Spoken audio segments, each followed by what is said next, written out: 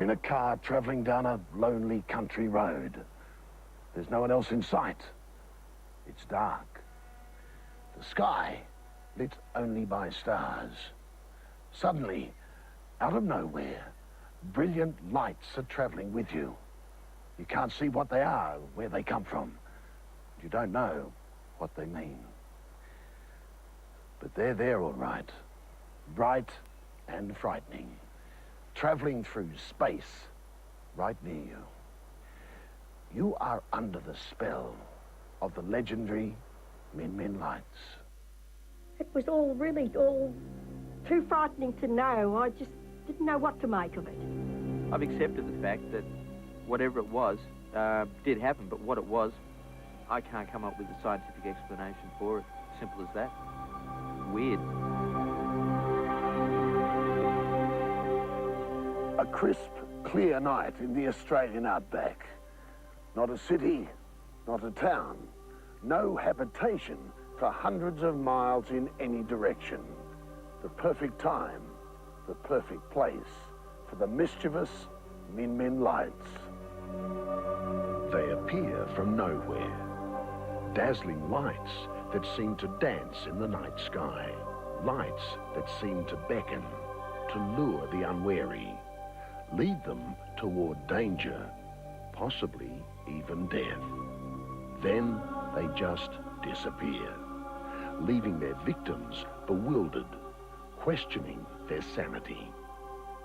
Some of the stories you hear from the olden days were enough literally to scare the pants off a lot of the jackaroos, etc., who literally said, I'm not staying here. And they've packed up their gear and their swag and all the rest of it and left the wages behind and just walked off the property. They were that scared of it. Peter Craig is an experienced bushman.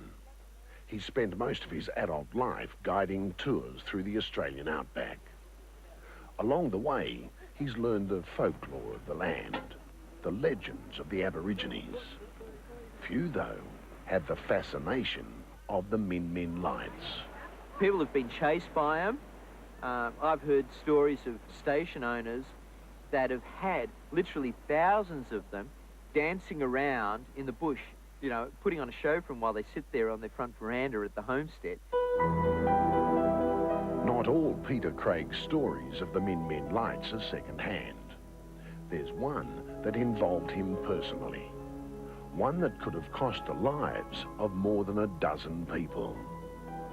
Around 10 years ago, Peter was driving a group of adventurers through Central Australia. If you can imagine, a night much like tonight, without a full moon, few stars around, and it's very dark. There's no reflected light from cities or towns, no street lighting, anything like that.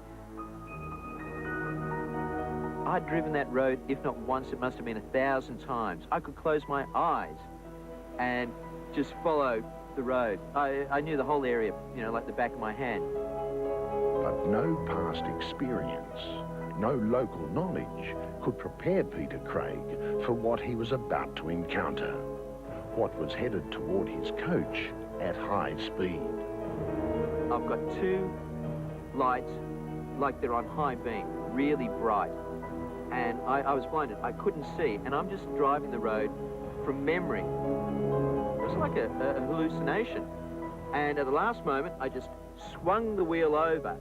And as I did, the lights didn't move, they kept on coming, and we hit. And I hit them with the front of my vehicle, and as I did, they disappeared. They just vaporized. So I just stopped the vehicle, turned on the lights, looked up in the rear vision mirror, and I'm staring at a dozen or so faces going. A shaken Peter Craig went to inspect the damage, but his van was fine, not a scratch. But then it dawned on him how close he and his passengers had come to disaster. Just a few feet more, and they'd have crashed over an embankment and into a tree. And where that embankment was a whopping great big gum tree, and the lights had gone either side of the gum tree and straight at us. Peter Craig and his passengers never found out what those lights were, where they came from. They certainly weren't from any other vehicle. No car on Earth could have passed through the tree. The only explanation, the mysterious, magical Min Min lights. Gwen Houston is an inveterate traveller. Her wanderlust has taken her to some of the far-flung corners of Australia. In those desolate outposts, she's fossicked for gems which she uses in her distinctive artwork. And on one such trek, she too saw the Min Min lights. Not on a lonely bush road, but from the veranda of a friend's house, deep in the northern rainforests. Again, it was a dark, clear night. I was woken in a fright with a light, and it was shining right there on me. I really got a fright because it was so intense in on me, and then it started moving around the room, and I thought, oh, what's it want? What's it looking for? What do you want? What do you want? And it was just like a full moon, and the whole countryside was lit up. I could see the treetops and the fence and the mountain. And then it started to back away. And I thought, oh my goodness. And then it seemed to float. It's almost as though a child had it on a string, and it floated away and went behind a big mountain. A moon-shaped light in the sky, bright as day. Still stunned, Gwen lay awake that night, searching for a logical explanation. And as soon as it comes daylight, I got up and went and had a look at the calendar to see if it was full moon. But no, it was 2 days after new moon. So I still don't know what it is. And that's, weird. It was weird. Cliff Donahue grew up in the outback. These days, he runs a Western-style store in town. But his heart is firmly planted in the bush of his childhood, around a settlement called Min Min. Min Min, where the lights are most prevalent, where they got their name. My old dad would tell you the stories how they'd go along with their wagonettes, they'd pull up for the night, light a big fire, water their horses, and then take them out to feed. And then they had the fire to come back to. And he'd often tell you how night after night they'd go to come back and discover they were lost because they'd be following the Min Min light instead of following the fire. All they could do was stop, lie down and sleep in the bush all night, then get up next morning and get their directions. Cliff Donahue is certain he's been fooled by the Min Min lights many times over many years.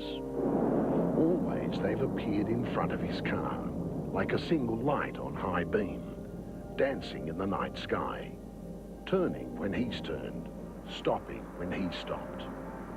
As for an answer to the Min Min riddle, Cliff too is stumped, though he does remember his old dad speculating the lights could be birds with phosphorescent wings. But all I can say, it's a pretty fast bird because I drove flat out for 28 miles before it decided to do a right turn and just leave us. Lots of people say it's followed them. I have never struck it following. It could have been following me, I wouldn't know, but I've never looked back ever to find if it was following me. I've never put the lights out to see if it disappeared when I put the lights out because I never had the guts. I was always too frightened.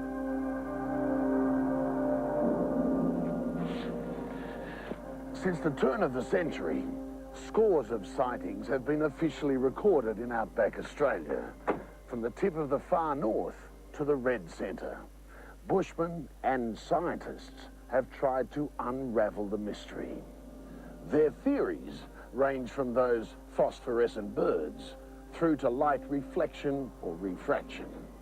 But that's all they are, theories.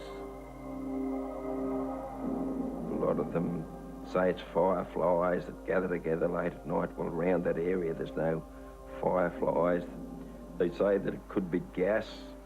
There's no gas in that country. They've drilled for oil there. They can't get any traces of gas or anything in it.